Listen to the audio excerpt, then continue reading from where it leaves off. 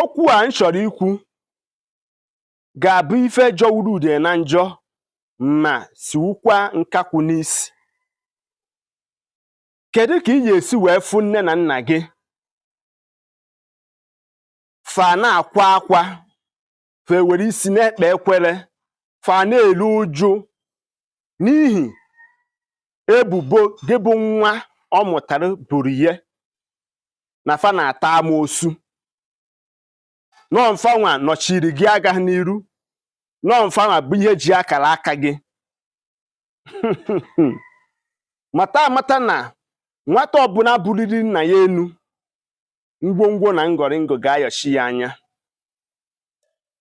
Amụma ọbụla a na-eburu gị maọbụ ọfụ ọbụla a na-afụrụ gị ebe nne na nna gị nọ maọbụ ụmụnne gị, nwanne m nwoke, be very careful.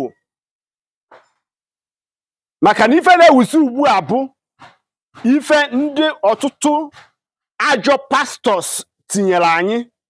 Ha ejide na ngwuru, ha saa ngwuru ọbụla, jide nwanne na nwanne kurikọọ ha isi, jide nwa na nna na nne ha rikọọ ha isi, onye fụta ibe ya ọ na-agba. Ọ bụ ife jọwuru udo na njọ ma siwukwa nkakwu n'isi na gị bụ nwa amụta n'ezinụlọ. Nne na nna gị buru gị n'afọ ime over 9 months, eri gị oge ha buru gị n'afọ, ha mụọ gị, fata gị amụsụ oge ha na-azụ gị, fa na-ama ofu ugwu ọgọdọ, were isi wee na-ekpe ekwere, ọsụsọ a na-esi ha n'ahụ. Fasikata ma nwa m ndị ụwa ya akọ nwa m ọnụ, kama ya ka ha lechasị ihe niile ha nwere, ka ha wee zụọ gị ka ị wee bụrụ mmadụ. Oluzie ka ị bụrụ mmadụ na ịbụrụ odegwu, ihe ha na-atụ gị anya bụ ka ị na-efu na nka, wee necha anya ofu idiot apụta wee na-agwa gị na the cause of your problem nọ nne na nna gị. I buru ya ụdịghị bịa lowe nne na nna gị iro. Nwanne m makwa na ọ bụ arụ n'ala Igbo.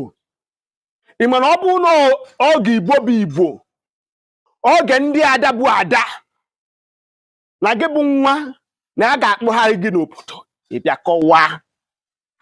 Ndị Igbo kwenyere na onye mee ife a na-asọ ife adịrọ mma na-ejide ya. Emebisichago ife ndị nna nna anyị ha ji wee biri, ife Igbo ji wee dị ebube, ife ndị Igbo ji were eme ọkanga, ife ndị Igbo ji were eme agịrịma. Ị ma na onye mee ife a na-asọ ọsa asịsa, ọsasị asịsa ụtọ afọ nwụrụ. Ife ụka mere anyị,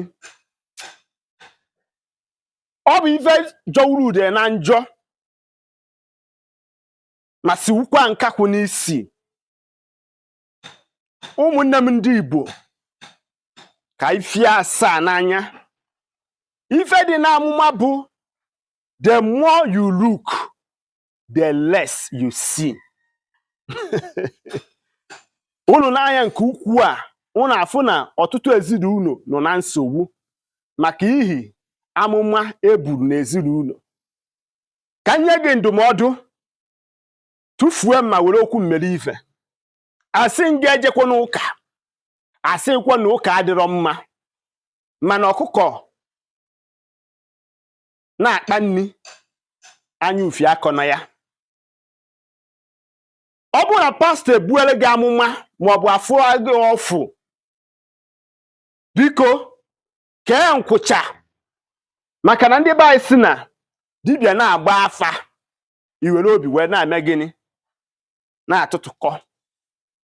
Mara okwu ị ga-ewere ma jụọ ya si ya to prove to you na ị narụwe ka nne gị maọbụ nna gị ọ na-ekwubu amoosu saba asịsa.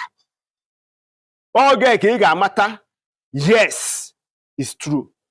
Mana ọ bụ na o meghe n'ọfụ, nwanne m, were ndị uwe ojii ji ewenye pastọ ahụ, yes, ka ọ das si n'ife ị ga-eme onye ha wee mụrụ akọ. Ụmụnne m ndị Igbo, chekwa nne gị, chekwa nna gị, honor them, worship them, so that your days on this earth shall be long. Ọgwụchikwa ka ọha n'onu. Atụala ọmalụ ana atụala ofege na asọba isi n'ọfịa. Ọ bụrụ mbụ ka ị na-afụ m nnọọ ma sonyere m ma gbasaara m ozi a. Gaa na my YouTube page ka ị were anya gị nwee gịnị gbaala onwe gị ife nkiri Igbo. Ndewonu.